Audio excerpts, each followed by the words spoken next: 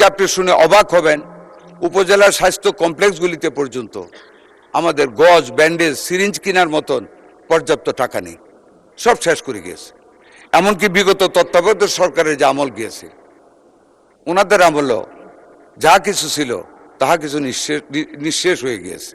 বিগত ফ্যাসিস্ট সরকারের আমল থেকে নিয়ে যে লুটপাট স্বাস্থ্য খাতে হয়েছে, যেই ধরনের অব্যবস্থাপনা হয়েছে, এতে কোথাও চলমান কোনো প্রজেক্টও মাননীয় স্পিকার কোনো উন্নয়নমূলক কাজ হয়নি।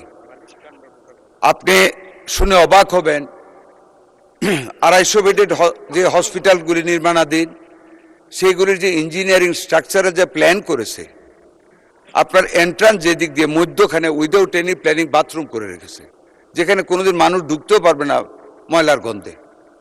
তড়িঘড়ি করে টাকা কামানোর লক্ষ্যে ইল প্ল্যানিংয়ের মাধ্যমে হসপিটালগুলিকে তাড়াতাড়ি স্ট্রাকচার করার কাজ শুরু করিয়েছিল এবং লুটপাট করেছে।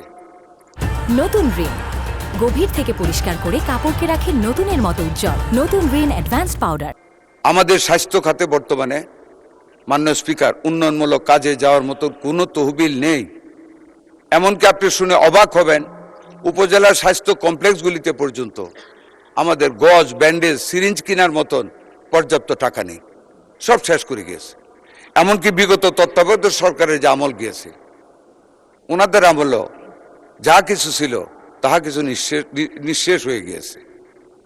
যাক, মাননীয় প্রধানমন্ত্রীর সাথে সারা বাংলাদেশের এই অবস্থা নিয়ে 2-3 দফা আলাপ হয়েছে।